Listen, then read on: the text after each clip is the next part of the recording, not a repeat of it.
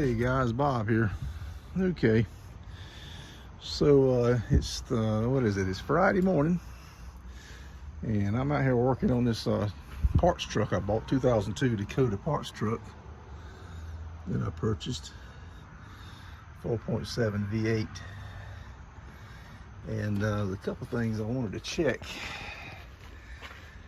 People are asking me about the engine. And it's got oil in it. It's dirty, but it's not terrible.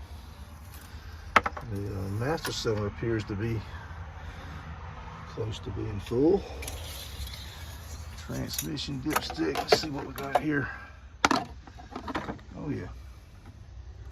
Granny fluid looks okay, and that fill level, I know you got to have it in neutral and hot and all that kind of stuff, but let's see if I can get you.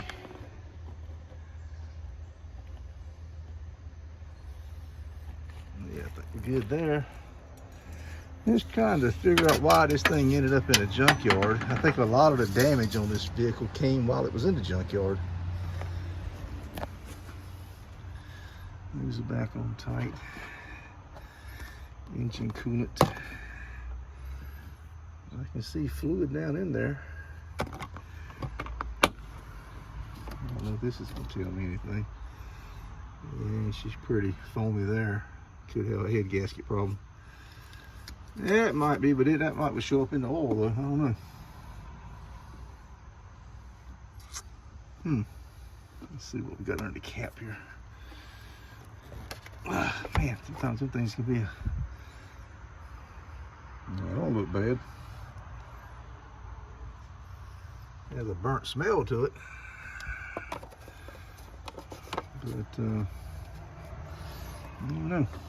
Well, so folks have been asking me about the engine, and I have plans to keep the engine and the transmission. I'll get with you on that later. I bought this truck for parts. It's got a lot of cool stuff. These, if I do keep the engine and put it in another vehicle, it'd be nice to have the transmission module, which I think that's this right here, and the engine module, which I believe is that, and all the accessories. Even the radiator, as much as stuff as I can swap into the next vehicle. The master cylinders, those are cool. Hot rodders like it because it's made out of aluminum. Somebody was asking about the ABS module. It appears to be a 2 rear only. I only see 2 lines, so I'm gonna say that's a rear only ABS. My truck needs this, it's missing that. So right here we got the engine, the modules, the wiring harness, the fuel injection. That engine appears to be savable. I don't know what's wrong with it, but it can be rebuilt, I guess. The oil didn't look bad and hasn't leaked out, so there's no hole in the side of the block. So master cylinder, I can use that on something. Maybe on the vehicle I put it in. Of course, I'll keep the headlights for my vehicle spare. The bumper I've got sold. The grill's got a nasty crack right there, so I don't know. I don't think that may be worth saving. I don't know. The hood's got a big old dent in it right here. That can be fixed. Both fenders, probably should hang on to them for spares, even though they're the wrong color. I don't know. I'll make a decision on the fenders later. My truck's a quad cab, so we got a quad cab here. One of the reasons I bought it.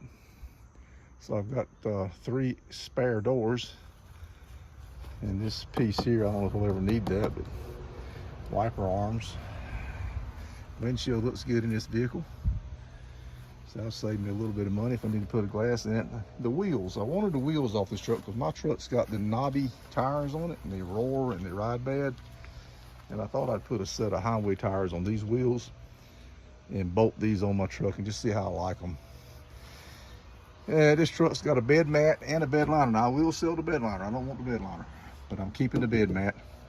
And this rail system for this tonneau cover, if anybody won't see it, it's available, but the tonneau cover does have a tear in it, at least one, and you can see it's wrinkled up, but that'll straighten out if you're able to fix the tear. Somebody did some crude body work there. That clearly didn't happen in the yard. Somebody did some crude body work. Looks like the truck was hit here, busted the tail light, messed up the bed. And man, that's just terrible. This piece here is missing. The tailgate's no good. That's a shame. It would have been nice to have a spare tailgate. It's got the spare flares. They're not hard to find. The junkyard up the road, you got several Durangos, and they all got those flares. This door here, I'm pretty sure was damaged in the junkyard when they picked it up with the forklift. I'll see if I can get a pry bar or something and get it open. There's a wasp nest in each one of these doors. Look at there. So I got to get some spray. There it is right there. So I got to get some spray, take care of that before I get two of them to come out now. Three of them. Yeah, they're a little angry at me. So I can let me back off here. So yeah, we got all that going on. The main thing I need right now, my truck doesn't have a spare tire. And it doesn't have the spare tire mount with the little winch cable, so none of that's there.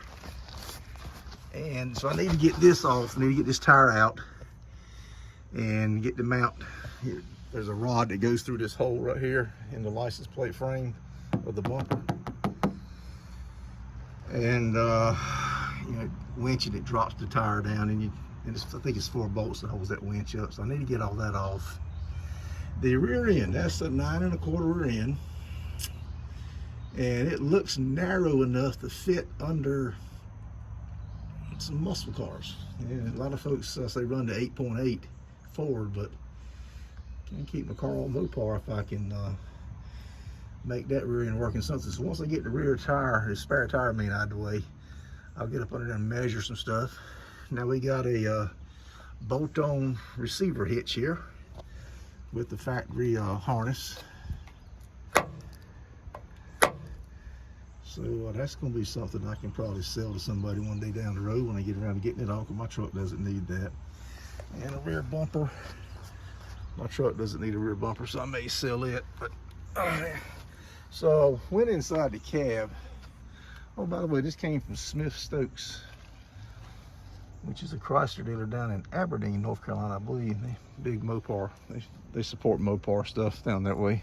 They have car shows and stuff. So yeah, there's no wasp nest and there's 2 doors on this side.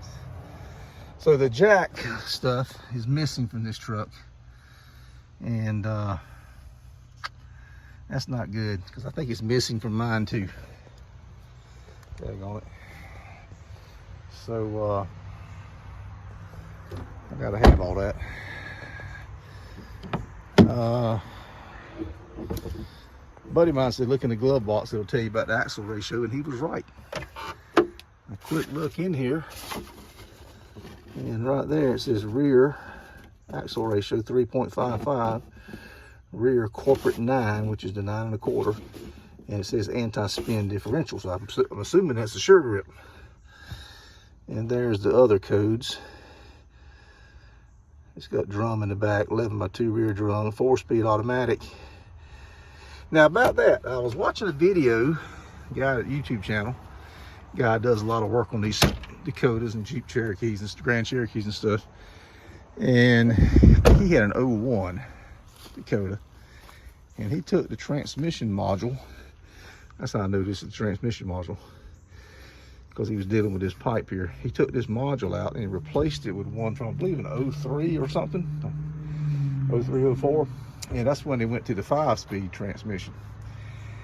Apparently the transmission's already got the gears in it, but Chrysler used the module, set it up, programmed it for a 4-speed, and then I guess later down the road they snookering people say, hey, we've come up with a 5-speed now, and then all they did was reprogram a new PC transmission control module, and boom, you got a 5-speed. So he swapped modules, and he test drove his car before and after, and it dropped his RPM down about 250 RPM at highway speed.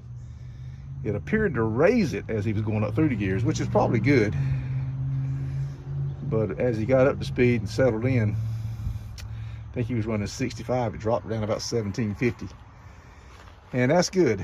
But I got a 2000, and I saw another video where the guy said on a 2000 You can use this, but it makes a check engine light come on, and your lights for your drive, reverse, park, neutral, all that stuff will stay on. All of them stay on. Instead of just the one to gear your in, the highlights, they all come on. So I got to check in that a little bit further. But this truck still has the 4-speed as it showed on the tag, so I can't use this transmission module. So it'll stay with the truck whenever I swap the motor and all around. So there you have it. That's why I bought the truck. The bucket seats, I don't have a need for them, but I think they're spoken for. I'm gonna check with that guy here in a little bit. And it's power on that side, manual on this side. I don't know why he wants them, but if he wants them, you know, fine. I don't think he's got anything to put them in, but they're leather and they're in good shape.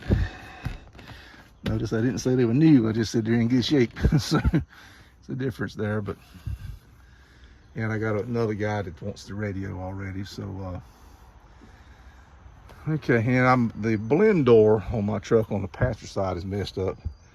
Maybe I can rob the blend door actuator off of this side if it's got an actuator. I'm sure it's got something that runs the blend door. So well, let me get the wash spray and some tools and see what I gotta do to drop that spare tire down. Let's get on with it, okay?